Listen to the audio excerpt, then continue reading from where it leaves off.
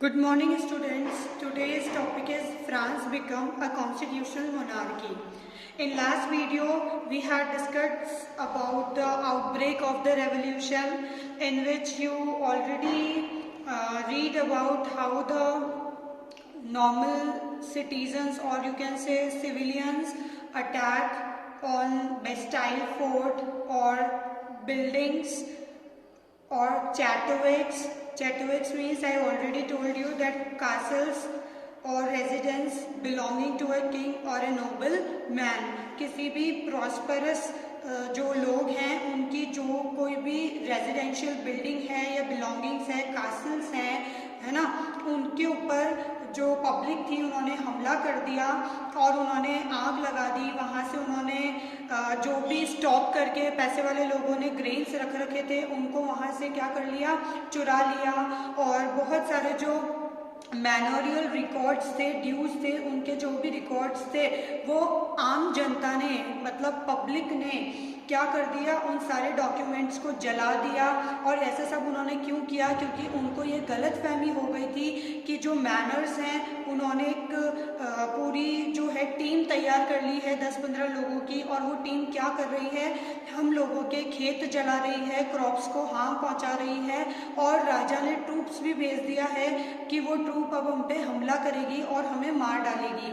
ऐसे र्यूमर्स के कारण, ऐसी मिसअंडरस्टैंडिंग के कारण लोगों ने हमला करना शुरू कर दिया। राजा की बहुत सारी प्रॉस्परस और वेल्दी जो उसके सिंबल्स हुआ करते थे, जैसे कि चैटोएक्स करके जो बिल्डिंग्स हुआ करती हैं, ठीक है, उन सब पर हमला करना शुरू कर दिया। और एट दी एंड राजा को मजबूर होकर मानना पड़ा कि जो भी नेशनल असेंबली जो भी डिसीजन ले रही है, या नेशनल असेंबली ने जो भी डॉक्यूमेंट तैयार किया है, जो कि क्या कहना है आगे चल के कॉन्स्टिट्यूशन, जो भी कॉन्स्टिट्यूशन उन्होंने तैयार किया है उसको मान लिया। और वो कॉन्स्टिट्यूशन का जो मेन ऑब्जेक्टिव था वो क्या था, संविधान इसीलिए बनाया गया था ताकि राजा की पावर्स को लिमिट किया जा सके, to limit the powers of monarch की पावर को लिमिट करने के लिए ही वो कॉन्स्टिट्यूशन बनाया था। और जैसे ही राजा ने उस कॉन्स्टिट्यूशन को एक्सेप्ट किया वैसे ही उसकी जो पावर्स थी वो लिमिट हो गई। On the night of 4 August 1789 the assembly passed a decree, और असेंबली ने, और जैसे ही कॉन्स्टिट्यूशन को मान्यता मिल गई, नेशनल असेंबली को रिकॉग्नाइजेशन मिल गई, पहचान मिल गई राजा के द्वारा, तभी उसी टाइम 4 अगस्त 1789 को असेंबली ने एक डिक्री पास करी, एक ऑर्डर पास किया जिसके अंदर फ्यूडल सिस्टम को ख़त्म कर दिया गया, टैक्स सिस्टम को ख़त्म कर दिया गया। अब से जो टैक्स है वो सिर्फ थर्ड एस्टेट नहीं देगी, अब से सब लोग टैक्स देंगे। और उस कैसे देंगे, क्या लॉज बनाए, उसके लिए हम आगे पढ़ेंगे। Members of the clergy to were forced to give up their privileges, clergy को भी अपनी बेनिफिट्स को, अपने एक्स्ट्रा प्रिविलेजेस को गिव अप करना पड़ा, छोड़ना पड़ा, क्योंकि नेशनल असेंबली ने अब इक्वेलिटी लाना था। और इक्वेलिटी कब आ सकती थी, जब जिसके एक्स्ट्रा प्रिविलेजेस हैं या जिसके साथ नाइंसाफ़ी हो रही है उनको जस्टिस दिला करके, जो नॉन जस्ट हो रहा था उसको हटा करके, जो डिस्क्रिमिनेशन था उसको ख़त्म करके वो इक्वेलिटी लाने की कोशिश कर रहे थे। टिथस वर abolished and land owned by the church were confiscated, means तीथस जो टैक्स था जिसके बारे में मैंने आपको बताया है, जो चर्च के जो लोग हैं वो वसूलते थे, वो भी हटा दिया गया, अबॉलिश यानी बैन कर दिया गया, रिमूव कर दिया गया। और जितनी भी लैंड चर्च के पास थी, मतलब चर्च को जो भी ओन करता था उनके पास जितनी भी लैंड्स थी, जो फर्स्ट और सेकेंड एस्टेट के लोग थे उनके पास बहुत सारी ज़मीन थी और बहुत सारी बिल्डिंग्स थी, वो सब क्या कर ली गई, जब्त कर ली गई, कॉन्फिस्केटेड कर ली गई, ठीक है। एज अ रिजल्ट, और इसका रिजल्ट क्या रहा, the government acquired the assets, सरकार को इतनी सारी असेट्स मिली, इतनी सारी वेल्थ मिली, इतनी सारी जगह, लैंड, बिल्डिंग्स मिली कि 2 बिलियन लेवल्स तो उनके पास यूं ही कलेक्ट हो गए उनके जरिए, ठीक है। तो इतना सारा जो पैसा था फर्स्ट और सेकेंड एस्टेट के पास, जो भी उनकी वेल्थ थी वो सब कुछ सरकार के पास चली गई। अब क्या हुआ नेक्स्ट, जो आज का टॉपिक है ये मैंने आपको थोड़ा सा पीछे का बताया था ताकि आप लिंक कर सकें पीछे की स्टोरी को आगे की स्टोरी से।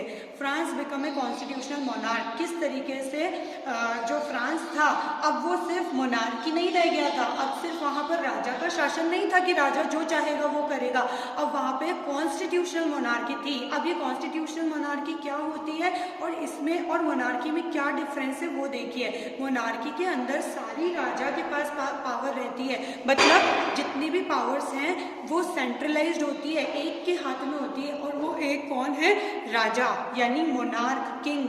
लेकिन यहाँ पर कॉन्स्टिट्यूशनल मोनार्की के अंदर राजा को किसके अकॉर्डिंग चलना है, कॉन्स्टिट्यूशन के अकॉर्डिंग। किसके अकॉर्डिंग चलना है, कॉन्स्टिट्यूशन के अकॉर्डिंग। और ये कॉन्स्टिट्यूशन का तो मेन ऑब्जेक्टिव ही क्या था, मेन ऑब्जेक्टिव क्या था, limit the powers of the monarch, to limit the powers of the monarch, यानी राजा की पावर्स को कम करना ही मेन उद्देश्य था इस कॉन्स्टिट्यूशन का।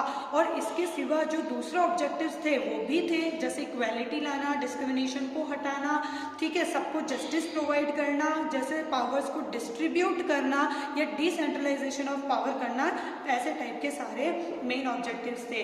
These powers instead of being concentrated in the hand of one person were now separated and assigned to different institution। देखिए जैसे इंडिया के अंदर जो पावर्स है वो डिसेंट्रलाइज है। मैं आपको सिविक्स के चैप्टर्स में ये चीज़ बता चुकी हूँ कि किस तरीके से हमारे यहाँ पर 3 ऑर्गन्स ऑफ गवर्नमेंट होते हैं या फिर 3 ऑर्गन्स ऑफ गवर्नमेंट होते हैं। पहला लेजिस्लेचर, दूसरा एग्जीक्यूटिव, तीसरा जुडिशरी। बिल्कुल उसी तरीके से फ्रांस के अंदर भी 3 ऑर्गन्स बनाए गए गवर्नमेंट के, सेम वही लेजिस्लेचर, एग्जीक्यूटिव एंड जुडिशरी। आप लोग चाहे तो मेरी 10th की वीडियोस देख सकते हैं, उससे आपको बहुत अच्छा आइडिया मिल जाएगा। ऑर्गन ऑफ गवर्नमेंट का एक वीडियो मैंने डाला है, आप देखिए, बहुत अच्छे से आपको ये तीनों समझ में आएंगे। इस वक्त मैं आपको ये तीनों बहुत शॉर्ट में समझा रही हूँ। लेजिस्लेचर का मीन्स होता है the one who make the laws, executive का मतलब होता है the one who executes the law, और जुडिशरी का मतलब होता है the one who has the right to interpret the constitution. मतलब ये डिस्प्यूट सॉल्व करता है, ये किसी भी लॉ को इम्प्लीमेंट करता है और ये कानून बनाता है, लॉज बनाता है, ठीक है। तो इस तरीके से संविधान ने जो पावर्स थी वो 3 में डिवाइड कर दी और इस तरीके का एक स्ट्रक्चर उभर कर सामने आया। कॉन्स्टिट्यूशन ने ये स्ट्रक्चर प्रोवाइड किया। अच्छा, इस स्ट्रक्चर को अब हम समझेंगे जो कि संविधान के द्वारा मिला था फ्रांस के लोगों को, और ये कहलाया था constitutional monarchy. The political system under the constitution of 1791। जब कॉन्स्टिट्यूशन 1791 के अंदर बनकर के तैयार हो गया तो सारी की सारी जो पावर्स है, powers vested the powers to make laws in the National Assembly. अब सारी पावर राजा के हाथ में नहीं थी, अब ये पावर बढ़ चुकी थी और अब जो लॉ बना रहा था वो राजा नहीं बना रहा था, कौन बना रहा था, नेशनल असेंबली बना रही थी, which was indirectly elected. National assembly के जो लोग थे वो इनडायरेक्ट इलेक्ट होकर के आ रहे थे। आप लोगों ने शायद नहीं पढ़ा है, 2 टाइप के इलेक्शंस होते हैं, डायरेक्ट और इनडायरेक्ट। इससे रिलेटेड वीडियोस भी मैंने डाला है क्लास 10th के अंदर। आप क्लास 10th अगर सर्च करेंगे और चैप्टर नंबर 6 सेंट्रल गवर्नमेंट अगर आप सर्च करेंगे वी ऑल चैनल के ऊपर, तो आपको ये वीडियो देखने को मिलेगा। आप उसको जरूर सुनिए, आपको बहुत हेल्प मिलेगी। डायरेक्ट और इनडायरेक्ट इलेक्शंस को मैं शॉर्ट में यहाँ पर फिर से बता रही हूँ। इनडायरेक्ट इलेक्शंस क्या होते हैं, देखिए, मैंने किसी को चुना और उसने किसी को चुना, तो that is indirect elections, okay. और अगर डायरेक्ट इलेक्शंस किसको कहते हैं, जिसके अंदर आम जनता डायरेक्ट इलेक्ट कर लेती है जो भी रिप्रेजेंटेटिव है उसको, ठीक है। फिर से बताती हूँ, जैसे हम हैं आम जनता, हमने हमारे रिप्रेजेंटेटिव को चुना, ठीक है, जैसे हमने चुना MLAs को, ठीक है, और MLA ने चुना MPs को, तो ये हो गया इनडायरेक्ट कि MP को डायरेक्टली हमने नहीं चुना, हमने MLA चुना, MLA ने MP को चुना। हमने डायरेक्टली MP को नहीं चुना, ठीक है, लेकिन हमने डायरेक्ट किसको चुना, MLA को चुना, तो दैट इज डायरेक्ट इलेक्शंस। और जो हमने जिसको चुना और जिसने आगे वाले रिप्रेजेंटेटिव को चुना, that is known as indirect elections. Is it okay? अब ये पूरा स्ट्रक्चर समझते हैं। इस पूरे स्ट्रक्चर को समझने के लिए सबसे पहले हमें समझना जरूरी है active citizens and passive citizens. Active और पैसिव सिटीजन्स कौन थे, इनमें क्या फर्क था, वो देखते हैं। सबसे पहले देखते हैं कि एक्टिव सिटीजन्स कौन है, ताकि उससे क्या होगा, जब आपको एक्टिव सिटीजन समझ में आ जाएगा तो बचे हुए सारे लोग क्या कहलाएंगे, पैसिव सिटीजन कहलाएंगे। नाम से ही पता चलता है एक्टिव सिटीजन जो पार्टिसिपेट करते हैं, जो एक्टिव हैं, ठीक है। तो एक्टिव सिटीजन्स कौन थे? देखिए वैसे तो संविधान ने सबको वोट देने का अधिकार दिया। अब इन सबको का मतलब क्या था कि कोई भी एक एस्टेट को अधिकार है और दूसरी एस्टेट को नहीं है, ऐसा नहीं है, ठीक है। लेकिन सबको अधिकार है ऐसा भी नहीं है। तो फिर किसको अधिकार था उसके बारे में पढ़ते हैं। एक्टिव सिटीजन्स वो लोग थे जिनको वोट देने का अधिकार था। सबसे पहली बात तो आप ये समझिए कि entitled to vote, those people who are entitled to vote known as active citizen. अच्छा, अब वोट देने का अधिकार किसको था उसके बारे में जानते हैं। तो about 4 billion of A population of 28 million. देखिए टोटल जनसंख्या थी 28 मिलियन की, जिसमें से सिर्फ 4 मिलियन लोग ही थे जो एक्टिव सिटीजन थे। मैडम इसका क्या क्राइटेरिया है कि कौन एक्टिव सिटीजन है और कौन पैसिव सिटीजन है? तो वही क्राइटेरिया मैं आपको पढ़ाने जा रही हूँ, बहुत ध्यान से समझिएगा। ओनली मैन, सबसे पहले तो कौन लोग होंगे? सिर्फ पुरुष लोग ही क्या करेंगे, जो मैन हैं, जो मेल मेंबर्स हैं, सिर्फ वो ही वोट देने के अधिकार हैं। अच्छा, मैन में भी सारे ही मैन वोट देंगे ऐसा नहीं है, ठीक है। तो फिर कैसा है मैम? तो पढ़ते हैं। Only man about 25 years of age who paid taxes equal to at least 3 days of a labor's wage were given the status of active citizen। Active citizen का स्टेटस किन लोगों को मिलेगा?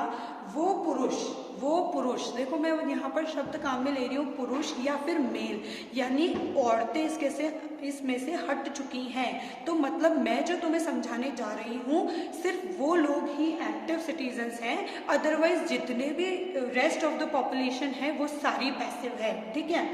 तो वो पुरुष जो कि 25 साल से ज़्यादा है और साथ ही साथ जो 25 साल से ऊपर के आदमी जो कि एक मजदूर की 3 दिन की जितनी सैलरी बनती है, एक मजदूर की, मैं फिर से रिपीट कर रही हूँ और बहुत धीरे धीरे बोल रही हूँ, बहुत आसान है, आप आराम से समझिएगा कि एक 25 साल से ऊपर का आदमी जो कि एक मजदूर की 3 दिन की कमाई के बराबर टैक्स भरता हो, ठीक है। एक मजदूर की 3 दिन की कमाई के जितना टैक्स भरता हो उतना या उससे ज़्यादा तो चलेगा ही, obviously tax is equal to at least मतलब क्या होता है? कम से कम, एटलीस्ट मतलब कम से कम एक मजदूर की 3 दिन की जितनी भी वेज बनती है उतना टैक्स एटलीस्ट पे करता हो, उससे ज़्यादा होगा तो बहुत अच्छी बात है, वो तो है ही एक्टिव सिटीजन, लेकिन उससे कम नहीं होना चाहिए, एटलीस्ट मतलब मिनिमम, ठीक है। Were given the status of active citizen, उसको कौन सा स्टेटस मिलेगा? एक्टिव सिटीजन का। That is they were entitled to vote. इसका मतलब क्या है? एक्टिव सिटीजन का मतलब क्या है? जिसको अधिकार है वोट देने का, जिसको अधिकार है वोट देने का। Is it clear? तो अब सारी वुमेन, सारे बच्चे, 25 साल से कम उम्र के लड़के, ये सब कुछ किस में आ जाएंगे? पैसिव सिटीजन में। और जिनकी जो टैक्स एक मजदूर के 3 दिन के बराबर की वेजेस जितनी भी बनती है, लेट सपोज एक मजदूर एक दिन का 100 रुपया कमाता है तो 3 दिन का 300 रुपया कमाएगा, एक एग्जाम्पल दे रही हूँ सिर्फ, ठीक है। तो एक इंसान जो 300 रुपये से कम टैक्स भरता है, भले ही वो 25 साल से ऊपर का है, आदमी है, मेल है, पुरुष है, 25 साल कंप्लीट कर चुका है, लेकिन 300 रुपये जितना टैक्स नहीं भरता है तो वो भी पैसिव सिटीजन के अंदर आएगा, उसको भी वोट देने का अधिकार नहीं है। तो मैडम ये इक्वालिटी कैसे हुई? भाई ऐसा ही कॉन्स्टिट्यूशन था फ्रांस का, उन्होंने बहुत डिस्कशन के बाद यही निष्कर्ष निकाला था, तो हम उस स्ट्रक्चर के अकॉर्डिंग ही चल रहे हैं, ठीक है।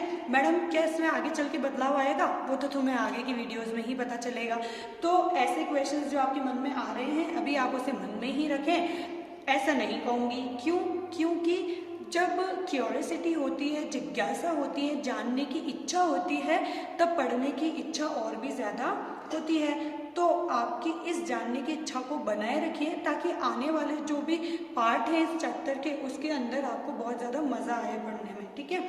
अभी के लिए एक्टिव सिटीजन्स जो हैं, अब ये पूरा स्ट्रक्चर समझते हैं कि एक्टिव सिटीजन किसको वोट देते हैं। तो एक्टिव सिटीजन इलेक्टर्स को वोट देते हैं। देखिए इनमें हमने ये जो 4 बिलियन की जनता है, ये तो वो जनता है जो 25 साल से ज़्यादा की है और जो कम से कम क्या करती है, 3 दिन की जो वेज बनती है एक मजदूर की वो एज ए टैक्स देती है। पर इन लोगों में भी जो सबसे ज़्यादा टैक्स पे करते हैं, इन लोगों में भी जो सबसे ज़्यादा टैक्स पे करते हैं वो क्या होते हैं, इलेक्टर्स बनते हैं। ये वोट देते हैं इलेक्टर्स को। इलेक्टर्स मतलब ये लोगों को अधिकार है जो कि क्या करेंगे, नेशनल असेंबली के मेंबर्स को चुनेंगे। ये लोग वो लोग हैं जो कि नेशनल असेंबली के मेंबर्स को चुनेंगे।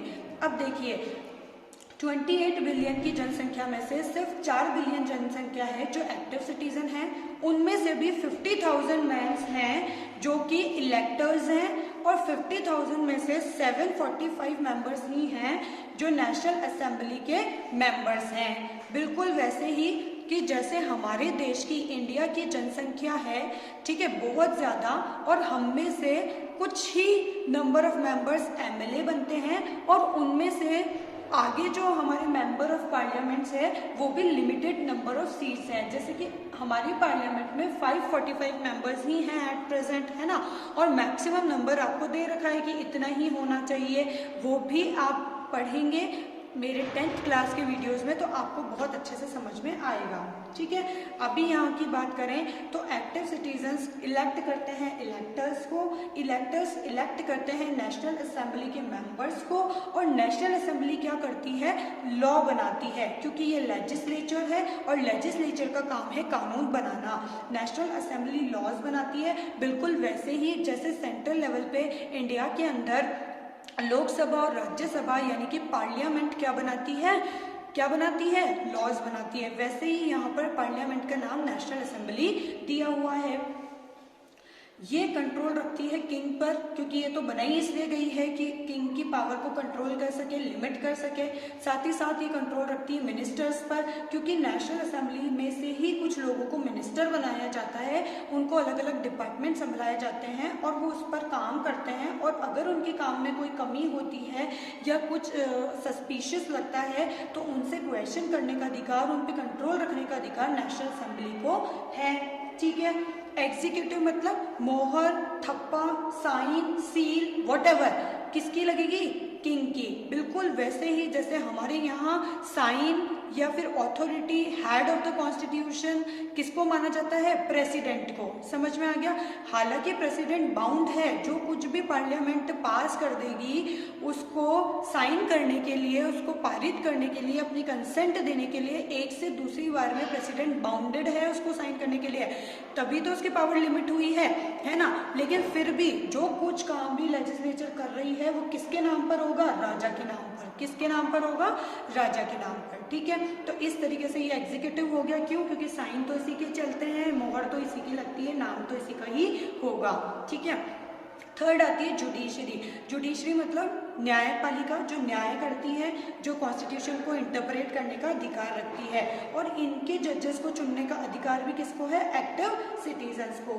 आई होप आपको ये पूरा स्ट्रक्चर समझ में आ रहा है जो मैंने आपको बताया। ठीक है, थोड़ा सा हम इधर देख लेते हैं कि यहाँ पर क्या बात चल रही है। The Constitution began with the Declaration of the Right of Man and Citizen. Rights such as the right to life, freedom of speech, freedom of opinion, equality before law were established as natural and inalienable right. Constitution के जरिए declaration of rights भी हुआ कि लोगों को कौन कौन से सिटीजन्स को किस किस टाइप के राइट्स हैं। जैसे हमारे को भी हमारे इंडियन कॉन्स्टिट्यूशन के अंदर फंडामेंटल राइट्स मिले हुए हैं, वैसे ही इन्होंने किस टाइप के जो राइट्स अपने सिटीजन्स को दिए हैं उसके बारे में कॉन्स्टिट्यूशन के अंदर लिखा है। ये देखिए सोर्स सी के अंदर, आप इनको पढ़ लीजिएगा। ये वैसे तो एग्जाम में नहीं आते हैं बट आपकी नॉलेज के लिए पढ़ लीजिएगा, और कोई प्रॉब्लम हो तो मुझसे कमेंट सेक्शन में पूछ लीजिएगा। ठीक है, अभी हम यहाँ पर बात करते हैं कि नेचुरल और इनएलियंस राइट क्या होते हैं। नेचुरल राइट मतलब जो भगवान से मिले हुए राइट है, भगवान ने आपको जन्म दिया, जिंदगी दी, तो जीना आपका अधिकार है, कोई आपसे वो छीन नहीं सकता। इनएलियनेबल मतलब किसी को अधिकार नहीं है उसको आपसे छीनने का, आपकी जिंदगी को किसी को अधिकार नहीं है कि वो आपसे छीन सके, है ना। इस तरीके के नेचुरल राइट्स जैसे इक्वलिटी बिफोर लॉ, कानून के सामने सबका बराबर होना, सबको अपनी ओपिनियन रखने का अधिकार होना, इस तरीके के कुछ अधिकार किसने दिए, संविधान से लेकर के आए। It was the duty of the state to protect each citizens natural right. और सरकार की जिम्मेदारी बनती है कि हर एक सिटीजन के नेचुरल राइट का वो क्या करे, सम्मान करे, प्रोटेक्ट करे और उसको क्या करे, मतलब खनन ना होने दे, वायोलेशन ना होने दे। ठीक है, ये यहाँ पर ख़त्म होता है आपका जो सेकेंड पार्ट है फ्रेंच रेवोल्यूशन का, वो यहाँ पर फिनिश होता है। आई होप आपको समझ में आया होगा। Thank you so much.